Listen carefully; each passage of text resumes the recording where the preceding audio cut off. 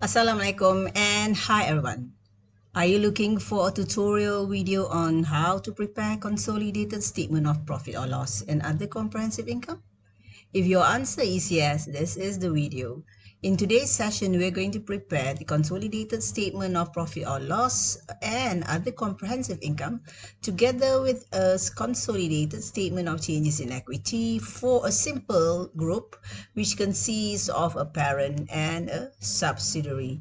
In our case here, we have Sakura and Lily. So we're going to prepare the financial statement that incorporates Sakura as the parent and Lily as the subsidiary. And this would be the consolidated financial statements, only the consolidated statement of profit or loss and other comprehensive income together with the extract consolidated statement of changes in equity that will focus on the group retained profit as well as the non-controlling interest. That is the requirement of B and C here.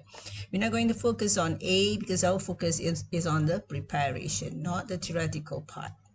Okay, let's look at the questions. We have the information here for these two companies as at 31st of December 2018, which is your current financial year end. And if you look, you have the list of revenue, income, and expenses of the two companies given here. And you also have the additional information, retained profit on 1st January 2018, which is the balance brought forward. The reason is because the company year end is 31st of December 18. So 1st of January 2018 is actually the brought forward, and here would be the carried forward, or this is actually current financial year end. So this is our focus. And let us look at the information given. These are the information given. The retained profit on the beginning or somewhere at the beginning of the year, the dividend that was paid that consists of ordinary and preference dividends for Lily, and there was ordinary dividends only for Sakura. So that was the issue and the information. And the amount of dividend received from Lily, meaning to say that Sakura will receive dividend from Lily by looking at the percentage acquired later. So these two dividends that will be entitled by Sakura has already been included in the dividend income from investment of Sakura. So meaning to say that this dividend income from investment of Sakura here has included the income from subsidiary, the intra-group dividends, and these must be excluded later when we prepare our group statement of profit or loss, right? So we need to do that. And let's look at the information on the acquisition here. So let's look at the first one. The first information is on the acquisition of ordinary shares. That was 120,000 ordinary shares. The second one is on the acquisition of preference shares. And you are also informed that the debentures were also acquired. The acquisition date was on the 1st of January. So this is the acquisition date, the date of acquisition. And this is actually here, which is beginning of the previous year here, 1st of January 2017. So this is the date of acquisition, and this is the prior year, and this is the prior year. So basically the company has been acquired for the last 2 years, and this is acquisition due in the prior year. And then on that date of acquisition, the retained profit figure was 20,000. These are all what you call pre-acquisition profit, because those are the profit that has been accrued by the subsidiary even before the date the shares were acquired by the parent. And you have third information, on the information regarding the share capital in the subsidiary company. So you are informed 200,000. So if you compare 120 and 200,000 here, you would see that the shares that were being acquired would be holding percentage would be 60%, and the NCI percentage would be 40%. Okay, because the acquisition was 120,000 out of 200,000 shares. Let's look at the second one, which is the preference shares. You have the information given there. That was 60 and the preference shares was 200. So if that is the case, this would give you 30% and 70%. This is for the preference shares, and this is the one for the ordinary shares. However, there is not enough information for us to go and calculate what is the amount acquired for our debenture, since there is no information about the debentures in the subsidiaries Lily. So don't worry so much, because later you will still be able to figure out about this issue of income from subsidiary coming from the acquisition of debenture, that is the debenture interest. Just remain calm. Next is on the acquisition date, you are informed there was a fair value adjustment of Lily's building. That was 150,000 more than. So be careful, the statement more than means this is the revaluation surplus. To be more specific, this is revaluation surplus on the acquisition date. So meaning that this arrives on 1st of January 17. And these are all pre-acquisition surplus. So this must be included in the calculation of fair value of net asset in order to arrive at your goodwill. You're also given the information on the additional depreciation that you need to provide if the asset now is being fair valued. The additional depreciation is 10,000 per annum. So it means that if it is still at the carrying amount, the depreciation was being under provided. So now you need to go and adjust the depreciation, and that under provision has been given. Under provision. That under provision is under provision in the prior year. Why do I say prior year? This is in 2017. So this must be adjusted, not in the current year, but this was in the prior year. So that is going to be adjusted in the as a prior year adjustment, 2017. So you need to go and provide depreciation and adjust that in your retained profit brought forward. And here we are talking about retained profit brought forward of the subsidiary. You need to go and debit the retained profit brought forward of the subsidiary, because this was in the prior year. How much? 10,000. And you are going to credit accumulated depreciation, 10,000. So that will be done in the prior year, and that will continue again in the current year, because the assets still continue to be in the company. So you also need to go and adjust in the current year, which is in your consolidated SOPL. You need to go and adjust again by adjusting the depreciation, providing extra 10,000, and that will be debited to the depreciation. Depreciation will be shown in the profit or loss. So 10,000. Include that later in the expense section, or in the operating expenses. But make sure that you adjust also during the prior period, because this started from the date of acquisition. It should be done for the following years as well. All right, next that was after the issue of number 4 only. Now we go to number 5. Number 5 is, there are two information in number 5 here, the first part and the second part.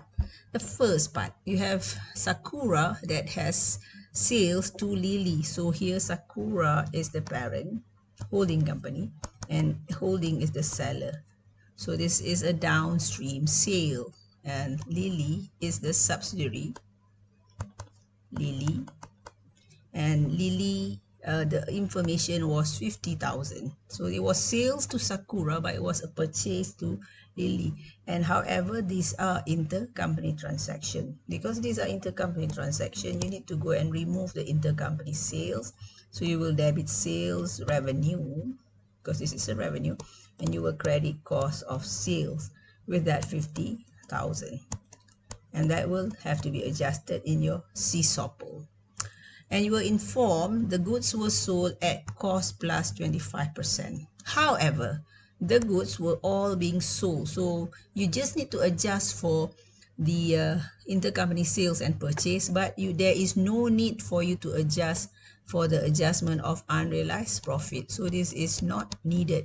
The reason is because all goods were sold, so unrealized profit adjustment will be done for the unsold inventory or the closing inventory that remains with the buyer even on the date the consolidation is done. So therefore that has to be adjusted, but here no adjustment is needed for the unrealized profit. So that was for the current year. And in the second sentence, you are informed on the opening inventory. The first part is on the closing inventory, so there is no need for you to make the adjustment. But the second part, you are informed the opening inventory of Lily, opening inventory at the beginning of the year, includes goods bought from Sakura in 2017. So meaning to say that when you arrive at your cost of sale, that cost of sale also has included those opening inventory coming from last year, right? Bought from the Sakura last year, the one that were from the last year's inventory prior period. So this 10,000, which is the opening inventory that you have there, that has to be adjusted. So what you need to do is you are going to adjust for the unrealized profit. Why? Because the inventory still remains with the buyer. So therefore unrealized profit here is unrealized profit on opening inventory. And again, you are informed that the inventory was also being sold off the same at cost plus 25%. So therefore the opening inventory 10,000, you will multiply with 25 over 125, and that will give you 2,000. And this one will need to be adjusted by reducing the cost of sale. So this must be reduced in the cost of sale. So what you will do is you are going to go and credit the cost of sale, and you will debit your inventory. So therefore the cost of sale will have to be have to be removed or have to be deducted. If it's for opening inventory, that is the adjustment, but if it's for unrealized profit on the closing inventory, you will do the reverse, which is to add back to the cost of sale in order to arrive at the correct cost of sales figure to the point of view of the group. So we'll be doing that. Now we look at number 6. Number 6 is on adjustment regarding intra-group service. Intra-group service here is a figure of 5150 for the professional service that were rendered by Sakura to Lily. So to Sakura, the professional fees here, it is an income. And to Lily, this is Sakura. To Lily, this is going to be an expense. However, these are charged between group members. These fees were included in the statement of profit or loss. It was included in Sakura's statement of profit or loss, as well as Lily's statement of profit or loss. So it was included in operating expenses of Lily. So therefore, you need to go and exclude. And the same goes for the income. You also need to go and exclude.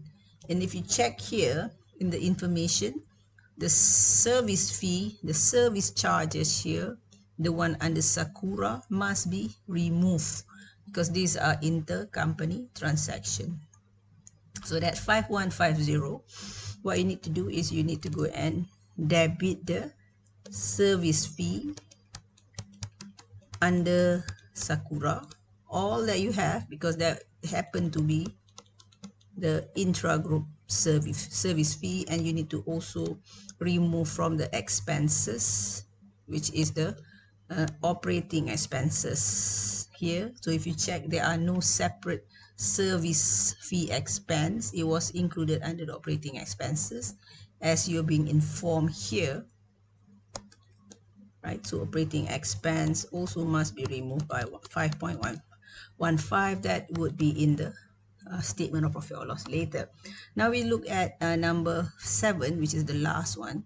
Group recognize the parent share of goodwill, so meaning that it is the partial goodwill method, and the goodwill was 60,000 as at 31st of December 2017. 31st of December 2017 is the prior year. Why? Because our current financial year is 31st of December 18. So the goodwill that was being impaired is not in the current year.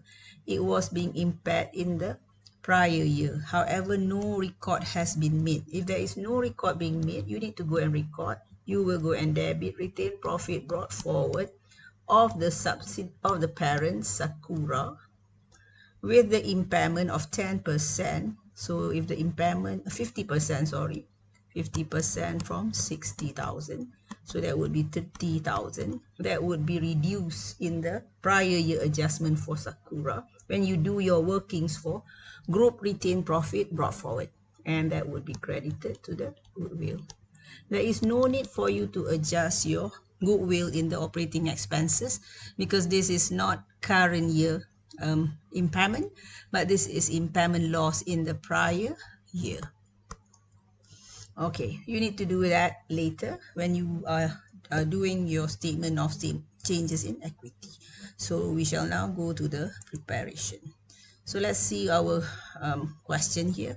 As I said earlier, it was acquisition of subsidiary in the prior year. So you can see here, I've already labeled the template here for the part that I'm going to combine, which is the aggregate of the income and expenses and also the adjustment part. So I start off with the first line item, which is adding the one of the subsidiary to the one of parent. So I add the parent and the subsidiary. I take this from the question. So it is actually from here. You just need to follow the order. Don't worry so much. You just need to follow the order. Just look at the question. So it's this one. You take this, you take this. Same goes for the cost of sale. Okay, we do that first, the first two. So then we're going to do it here. So we're going to adjust the intercompany sale. That's the only thing that you will adjust here. And if you can look the information here, the group figure is 1.350. And if you want to read what I put here in my little notes, you are eliminating the 50,000 from the revenues as well as also from the cost of sales. The reason is because it was sales to the seller and it was a purchase to the buyer. So that's why you are doing that. The reason is to establish the correct group figures for revenue and cost of sale. So therefore your cost of sale of the parent and the subsidiary will be added. At the same time, remember earlier on I mentioned about the unrealized profit on opening inventory, which is information number 5. There is no adjustment for the unrealized profit of the closing inventory since there is none of the items were unsold. All goods are being sold off.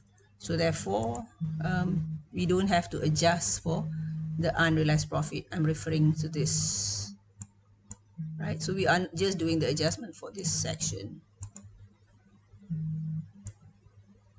Right. So now you arrive at the figure for the group gross profit, and this is the figure for your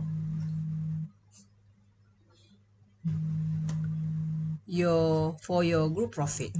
So if you can see here under the cost of sales, the amount for the cost of sale, there is no adjustment for the unrealized profit on closing inventory. It is not shown there, right? But we are just doing the adjustment for the one under the unrealized profit of the opening inventory. No unrealized profit adjustment is being eliminated for the closing inventory. We will proceed with the next one, which is our next item, dividend income. Remember dividend income earlier, there was a dividend income and you were being informed here in the question that it recognizes already the dividend from the subsidiary in this part. Okay, so you need to go and remove that part. How do you remove?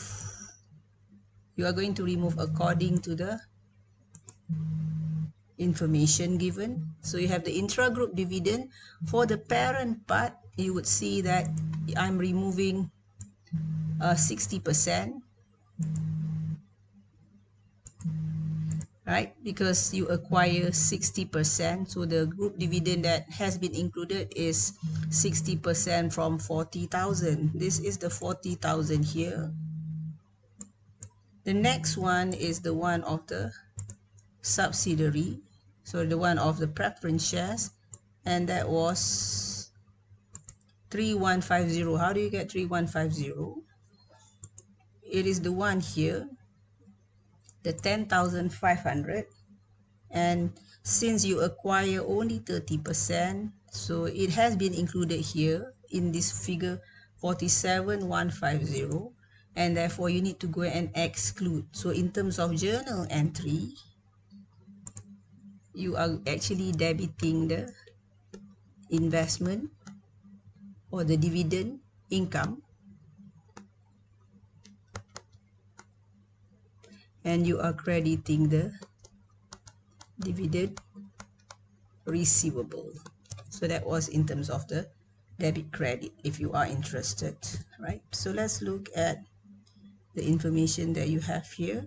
Therefore you have 30,000.